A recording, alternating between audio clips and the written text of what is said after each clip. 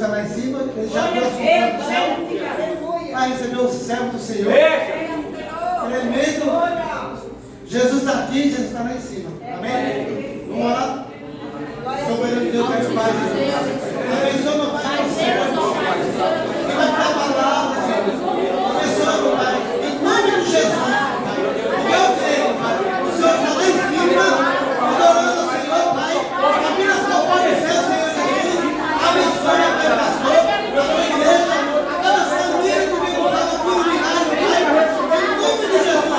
Porque eu creio, meu Pai, que aqui agora as famílias vai sair com a cura de milagre. Em nome de Jesus. Abençoa, Senhor, a sua vida dele, os irmãos, a tua igreja. Porque eu creio, Jesus. Jesus, guarda o fogo do céu, recebe o teu servo. Em nome de Jesus, meu Pai. Eu creio. E a palavra. Em nome de Jesus.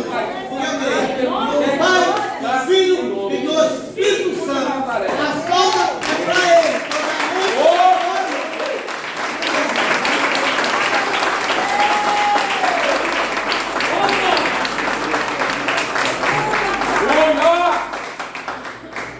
Oh, Deus maravilhoso.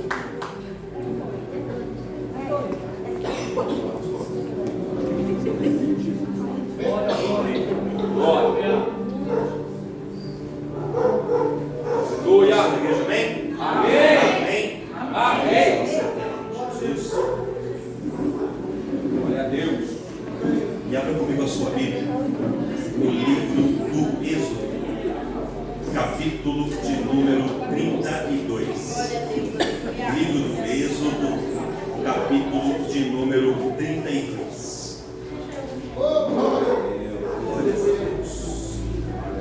Nós vamos fazer a leitura do verso primeiro versículo, até o versículo de número 7.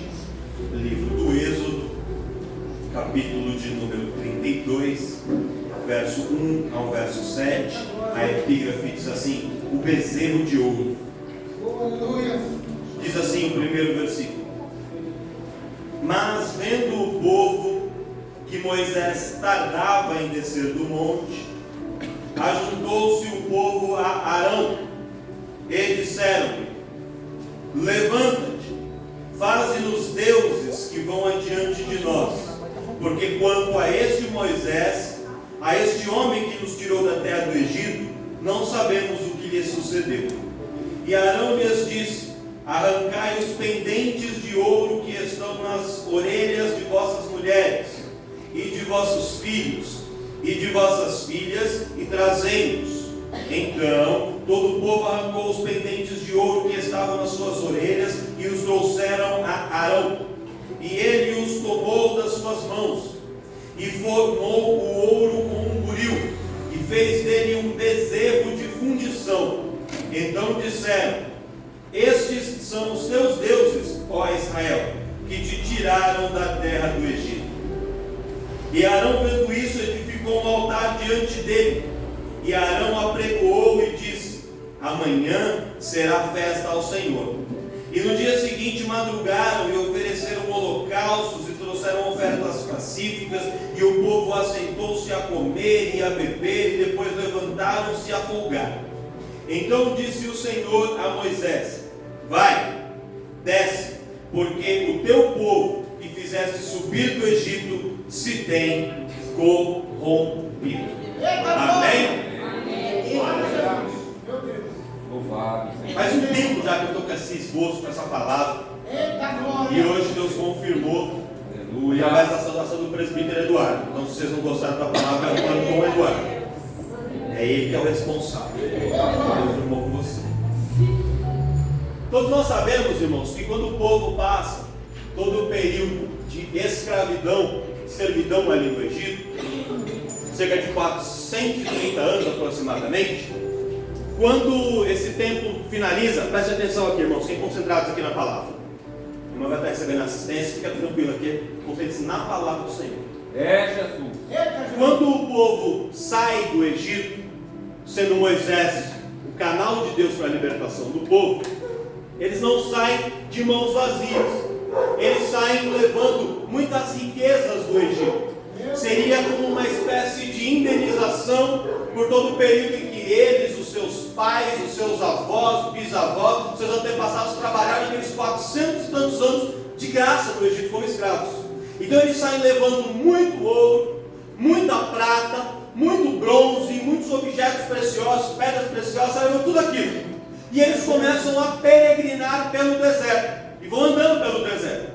E aí todos sabemos a história, Deus abre o Mar Vermelho, o povo passa, e Deus, depois disso, começa a chamar Moisés para algumas reuniões particulares, para dar a Moisés as diretrizes de como ele deveria conduzir o povo naquela jornada no deserto. E depois, quando acabasse a jornada do deserto e o povo se estabelecesse na terra prometida em Canaã, como deveria ser a vida do povo. Lembre-se que eles, ao serem escravos, quando eles saem, eles não eram uma nação. Eles não tinham um código civil, eles não tinham legislação trabalhista, eles não tinham uma legislação tributária, eles não sabiam nem se comportar como povo, eles não tinham exército, eles não tinham regras de nada. Então era necessário regrar, era necessário criar leis para poder reger o comportamento daquele povo. E Deus fazia isso através de Moisés. E Deus chama Moisés para o alto do monte e começa a falar com ele. E algumas reuniões acontecem. E em determinado momento Deus chama Moisés, ele sobe no alto do monte.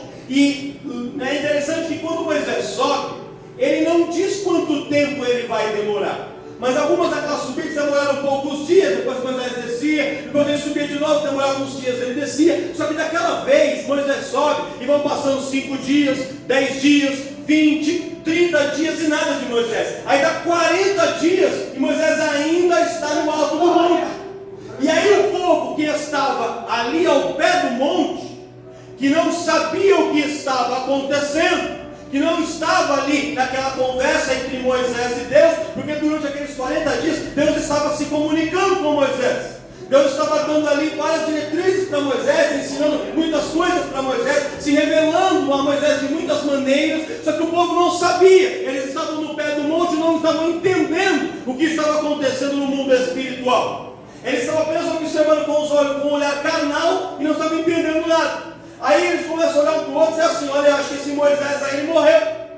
Eu acho que Moisés morreu no alto do monte. Ou então ele subiu aqui por um lado e desceu pelo outro, foi embora, nos abandonou aqui. O que será que aconteceu com Moisés? E ninguém sabia a resposta. Só que eles sabiam que não poderiam subir no monte para conferir, porque Deus havia deixado uma ordem expressa de que ninguém poderia subir no monte a não ser Moisés.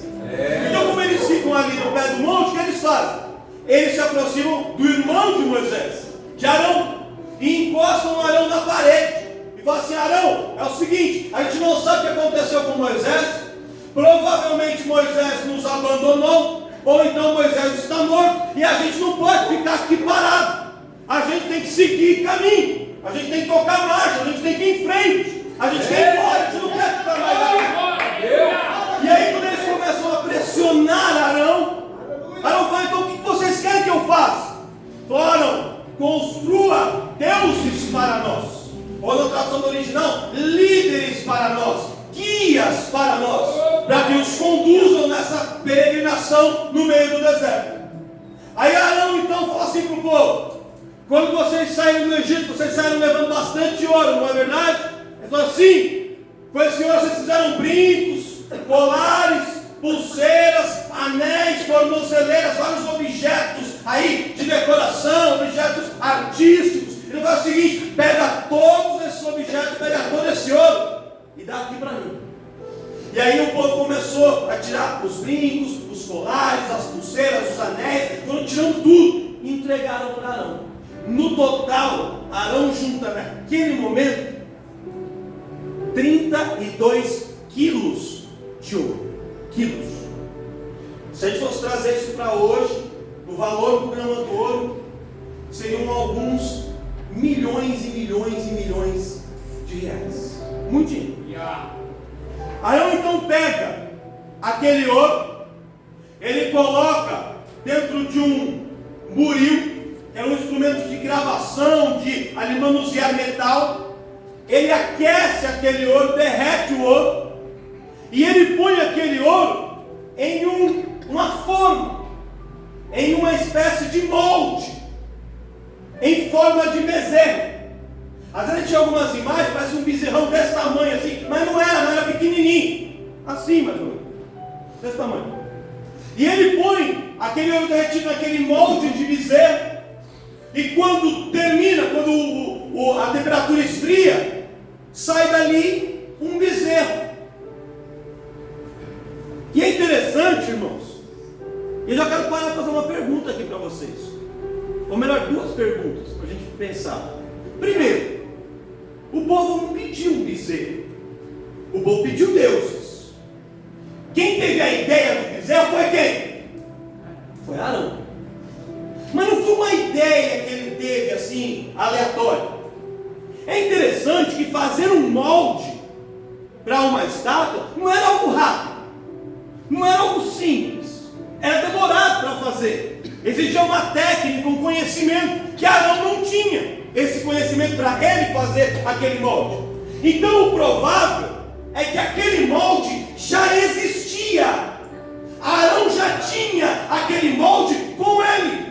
Arão provavelmente tinha trazido aquele molde em formato de bezerro do Egito. Mas eu te pergunto, por que é que Arão traria um molde para fazer uma estátua de um bezerro lá do Egito, se ele sabia que Deus não queria? Não deveria ter isso com ele. Mas às vezes, irmãos, a gente começa a andar com Deus, mas traz alguns moldes do tempo que a gente estava no Egito. Às vezes a gente começa a andar com Deus, mas se a gente olhar no fundo das gavetas, dentro da bolsa, embaixo do tapete, tem alguns moldes de bezerro escondido que a gente usava lá atrás e que a gente não jogou fora. Fala, Jesus, eita, glória a Deus, maravilhoso. Tá ficando estreito, né? Aleluia. Usa esse cotovelo profético que você tem, dá uma cotovelada no irmão aí. Se ele estiver dormindo, você vai acordar ele agora. Se ele estava fingindo que está dormindo, você vai acordar ele agora. Ele vai dizer para ele assim: não tem molde com você não, né? Você não trouxe nenhum molde do Egito não, né, querido? Você não trouxe nada lá. Ai, chega,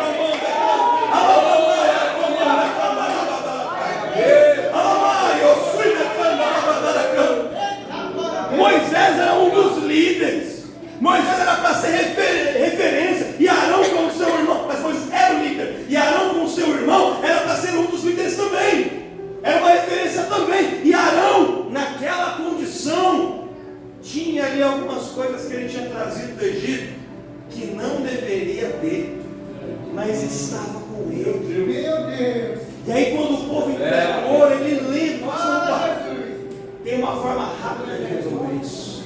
Derrete o ouro, coloca no molde, faz um bezerro, tira ali a estátua, coloca a estátua do bezerro, e o povo fala assim: aí sim, agora eu vi, olha como foi fácil resolver.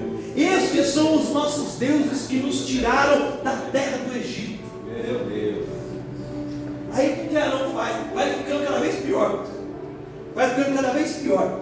Arão pega uma outra parte, não se sabe se uma parte daquele ouro ou com algum outro tipo de metal ou material, que a Bíblia não especifica, mas diz o Bíblia que Arão faz um altar, e ele faz um altar grande, um altar de grandes dimensões, um altar bem grande, imagina um púlpito desse tamanho. Aí o que ele faz? Ele pega a estatuazinha do bezerro e ele coloca aquela estátua aqui no altar, só que o altar era grande e a estátua era pequena. Então Arão faz aquele altar para que quando o bezerro estivesse posicionado ali, quem olhasse de longe visse o altar, mas não visse o bezerro. Mas o bezerro estava. Se você olhasse de longe, você não via o bezerro. Mas se você chegar pertinho, o bezerro estava lá. Eita glória! Fala, Jesus, isso é tremendo. Aleluia. Olha para um crente e fala assim: você está entendendo, né? Você está entendendo? Pastor, não precisa explicar mais nada, né? Fala, Jesus! Arão faz a estátua do bezerro, faz o altar, deixa tudo. Aí ele fala assim: amanhã é festa ao Senhor, com S maiúsculo, Jeová. Aí o povo se se reúne, começa a apresentar ofertas, da mesma maneira como ele apresentaria ofertas a Deus. Vai apresentando ofertas de gratidão, de sacrifício, de purificação, um monte de oferta. E aí depois de apresentar as ofertas, já que eles estavam ali, todos muito felizes por causa do bezerro, por causa do altar, era festa, eles começam a comer, eles começam a beber, eles começam a se divertir, a se alegrar, e ali vão festejando, e começa o barulho a crescer, o barulho do canto, o barulho da música, o barulho da festa. Moisés no alto do monte não escuta, mas Deus escuta. E aí Deus falando com Moisés sobre a arca e sobre o tabernáculo. E ele fala: Moisés, calma aí, para um pouquinho. Tem um assunto importante para falar com você, Moisés. Você não sabe o que está acontecendo, mas eu, Deus, vou te revelar. Porque você não vai ficar de oculto, não vai ficar de bobo nessa situação, não. O teu povo, Moisés, aquele povo que você tirou do Egito, esse povo se corrompeu lá embaixo. Desce lá, Moisés, e mata todo mundo, porque se você não matar, quem vai matar sou eu. Porque esse povo se esqueceu de mim, de tudo que eu fiz. Eu abri o mar para eles, eu tirei eles do Egito, eu fiz tudo, e em pouco tempo eles se esqueceram de tudo que eu fiz e viraram as costas para mim. Aí Moisés começa a argumentar com Deus, fala: Deus, calma, deixa eu descer lá, deixa eu entender o que está acontecendo. E aí Moisés estava levando nas suas mãos, todo feliz, pastor Inácio, presbítero Eduardo, as tábuas do testemunho, escrita pelo próprio dedo de Deus, ali com a lei, para poder pronunciar para o povo, para poder citar para todo o povo, todo feliz. Aí quando ele chega lá embaixo, ele encontra uma festa gigantesca, e o povo bebendo, dançando, comendo, alguns já embriagados ali. E ele vê aquele altar, e ele vê o bezerro de ouro. Quando Moisés vê o bezerro de ouro, o coração dele se enche de uma ira tão grande, que Moisés pega aquele bezerro, e diz o escritor aqui no verso 20 do capítulo 32, que Moisés leva o bezerro para um forno, e ele aquece, e depois ele começa a bater, a moer, até fazer daquela imagem, daquela estátua, um monte de pó. Aí ele pega todo aquele pó de ouro, 32 quilos de pó de ouro, tudo junto, joga aquele pó em bacias de água, talhas de água, e junta aquela água e dá para o povo beber a água com o pó de ouro. E o povo bebe aquilo. E aí Moisés pega as tábuas de testemunho que Deus tinha escrito lá em cima, e ele quebra aquelas tábuas, representando o povo quebrando a aliança com Deus. Eita glória, aleluia. E aí quando Moisés quebra aquelas tábuas de testemunho, ele vai subir novamente ao monte, para ter de novo ali um particular com Deus. Oh, aleluia. Aí você fala: pastor, eu conheço essa história, já tinha ouvido falar, não é muito pregado, porque é uma palavra meio pesada, né? O povo não gosta muito de pregar isso aí, mas eu já conhecia. O que Deus tem para nós nessa história?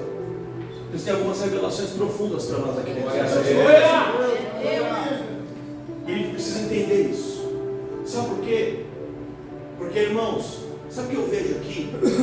Eu vejo um povo, pastora Simone, que saiu do Egito, e um dia eles eram escravos, e eles não tinham nada.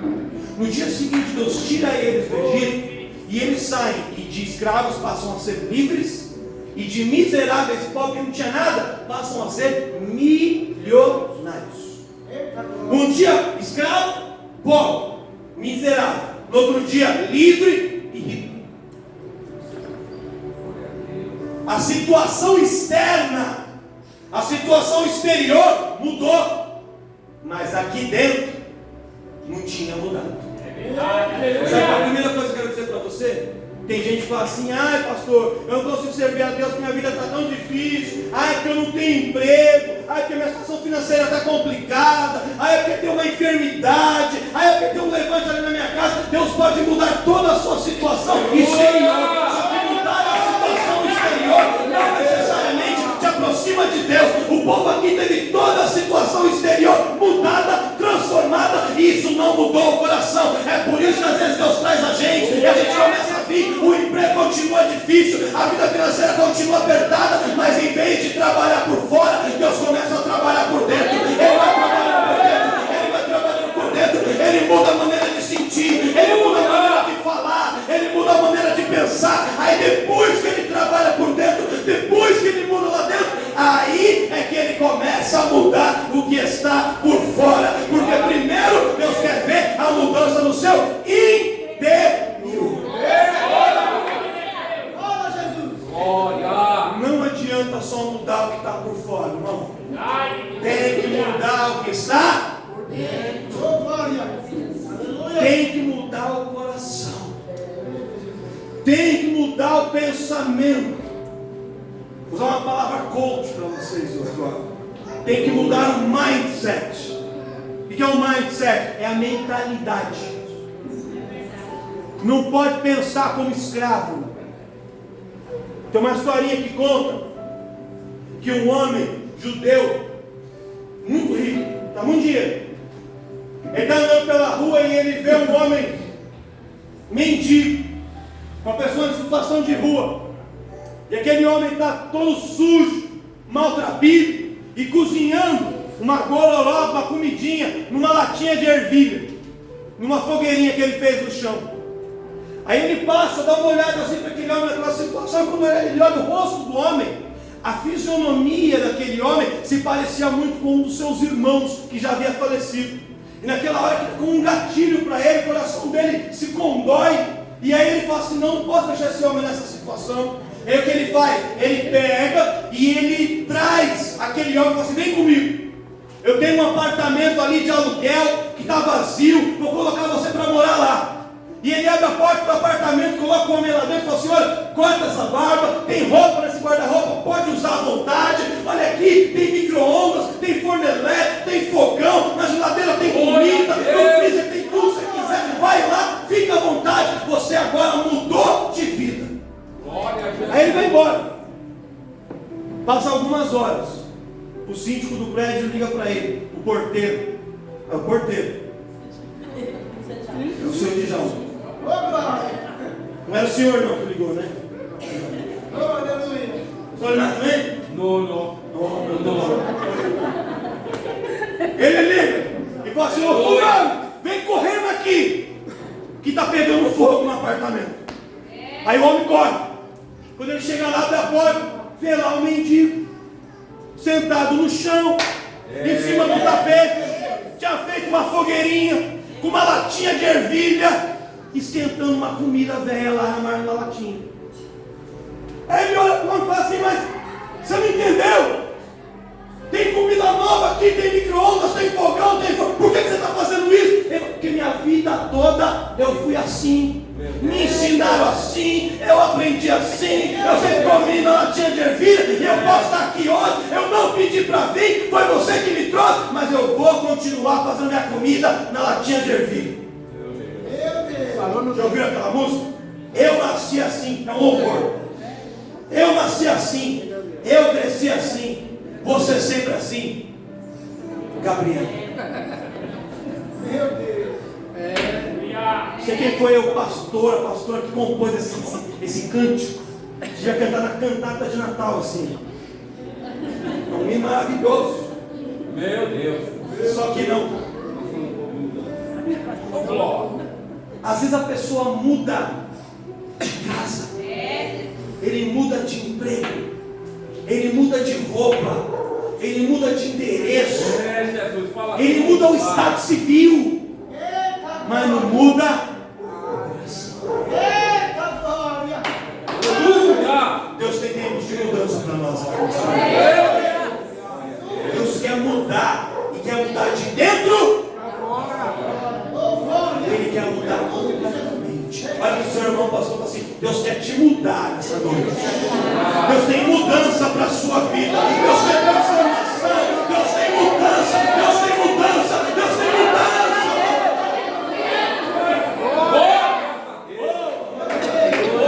Aleluia. Quero renovo, Pai. Aí olha que interessante.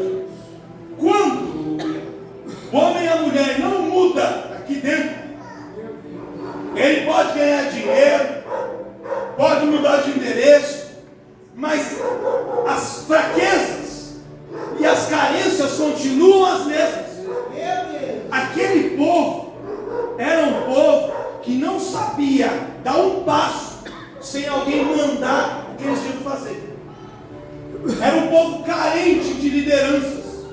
Eles só sabiam obedecer, não sabiam pensar com a própria cabeça, ter ideias criativas, não sabiam. Eles só sabiam obedecer ordens. E, além disso, além dessa carência de um líder, era um povo que havia ficado tanto tempo escravizado, que agora que eles saíram, eles tinham pressa e queriam viver tudo de uma vez. Meu Deus. Bendito é o nome do Senhor. 40 dias no pé do monte, eu não vou esperar nada. Quero sair. Quero viver. Quero andar. Quero andar para cá. Sem líder, sem ninguém para me mandar fazer. Não, vamos fazer Deus para nos dar. Como eu disse, eu não posso ficar sem alguém para mandar. É uma carência muito grande. Eu vou te falar uma coisa, irmãos. Carência e ansiedade são duas coisas que faz com que o ser humano tome decisões precipitadas. A jovem vê todas as colegas da escola namorando, só ela solteira. Aí ela entra naquela oração dos discípulos: aquele que Jesus me der, de maneira nenhuma lançarei fora. Aí aparece qualquer coisa, ela vai lá, não foi nem Jesus que mandou, e ela vai lá e ó, abraça. Primeiro que vem. Por quê? Porque está carente e ansioso. A pessoa quer porque quer um carro, quer porque quer, não está com condição, mas ele quer. Vai lá e compra algo que não consegue pagar. Ansiedade. A pessoa começa a se enrolar com diversas situações, porque não consegue controlar as suas ansiedades.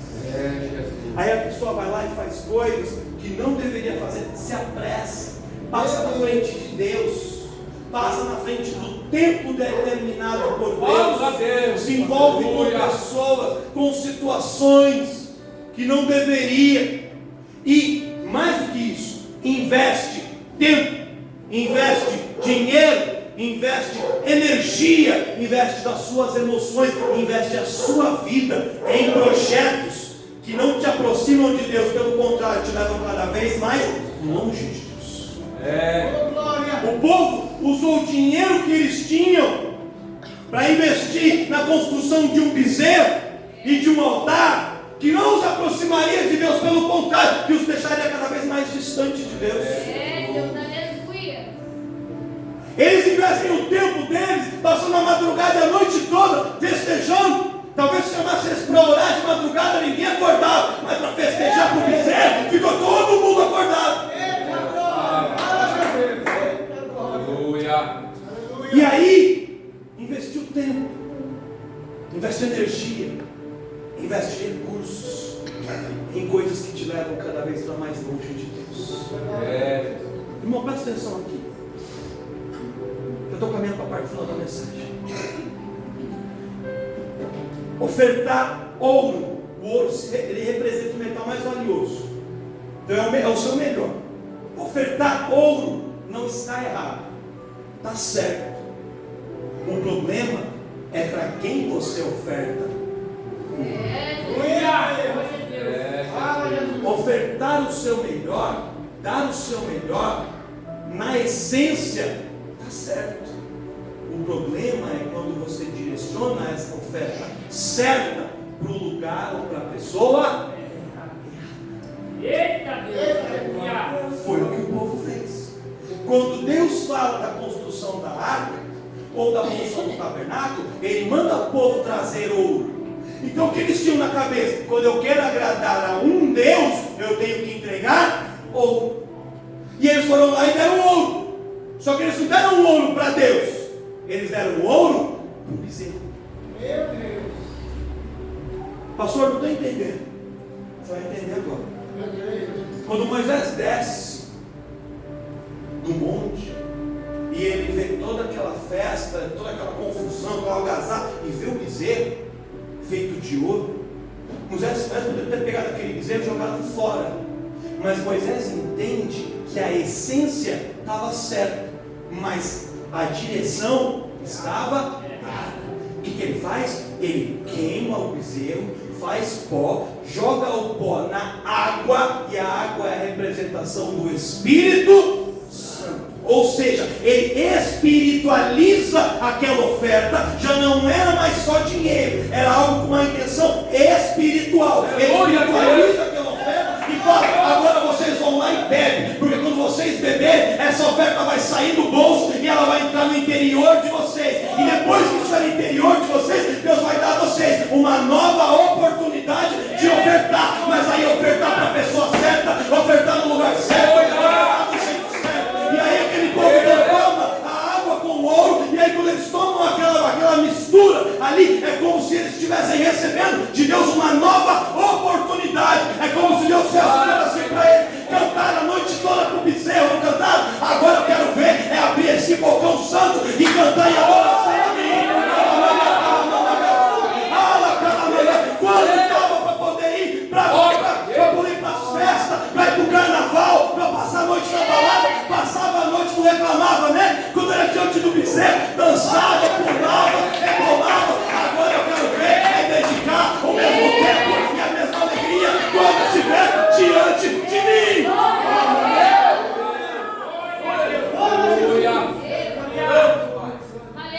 Quando estava diante do bezerro do Corinthians, do bezerro do Palmeiras, do bezerro do Santos, do bezerro do... faltou um? São Paulo. Faltou. É que esse é menor. Eita, Pastor Inácio, ficou nervoso, vou ter pregado aqui. Ficou nervoso. Deus, maravilha! Grita, pula. A Copa do Mundo vai ser de tarde, fica: ei, você é mais cedo do trabalho, vamos comprar carne, deixa o churrasco da Copa. Chama. Ai, tem escola bíblica, né? Meu Deus! Aula de música, não sei como eu enfiei nesse negócio. Ai, se de repente me matasse. Ai, ensaio das irmãs, essa pastora Simara também, essas guerreiras, e canta. Ai, meu Deus do céu, eu sei que tanta cantação que é essa. E o pastor Inácio, esses varão também. Quando não canta, tem curso, é curso disso, é curso daquilo, e é curso daquilo. Eita, glória! Quando é pro bezerro, tinha tempo. Quando é pro bezerro, ninguém reclama. Agora, quando é para Jeová, a gente acha um monte de empecilho. Toma um pouco da água, toma um pouco de água nessa noite e canaliza essa oferta, porque Deus vai receber o seu ouro, o seu melhor, mas uma oferta espiritual.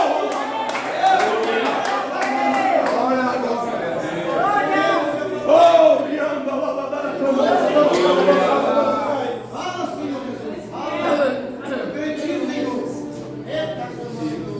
Na verdade. quando é pro bezerro faz. Quando é pro bezerro não mede gasto. Tem uns bezerros no shopping,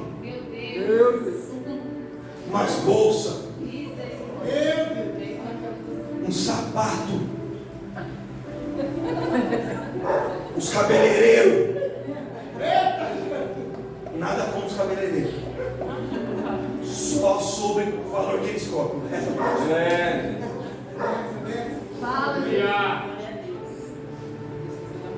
Mas quando é para isso, ninguém liga. crente olhasse este livro com a mesma atenção que vê as revistas da Avon, do Natura, do Boticário. Nada contra, Catiana. Já que eu ataquei o Fábio, vou ter que atacar você também. Também já mexi com o pastor Inácio, com o Zé já. Hoje eu estou. Francisco, também que você veio hoje para me ajudar. Senão eu vou sair vivo daqui. É muito bezerro. É muito bezerro que tem por aí. E aí, irmãos, o que acontece? Quando vai para as coisas da terra, a gente sempre acha bem. Sempre acha bem. Mas as coisas de Deus, a gente coloca empecilhos. Mas Deus deu para o povo de Israel, está dando para nós uma nova oportunidade. Ele falou: a sua oferta está certa, se alegrar está certo, quer falar bastante, fala, mas está certo, quer ler bastante, leia, mas está certo, quer assistir bastante vídeo, está certo, só que faça isso da maneira certa, da pessoa certa, no caminho certo. Então Deus pega ali a oferta, joga ela de novo, dá uma chance para a gente fazer de novo, agora da maneira certa. Olha para o seu irmão e fala assim: Deus está te dando uma nova chance. Aproveita, querido, aproveita, irmã. Aproveita.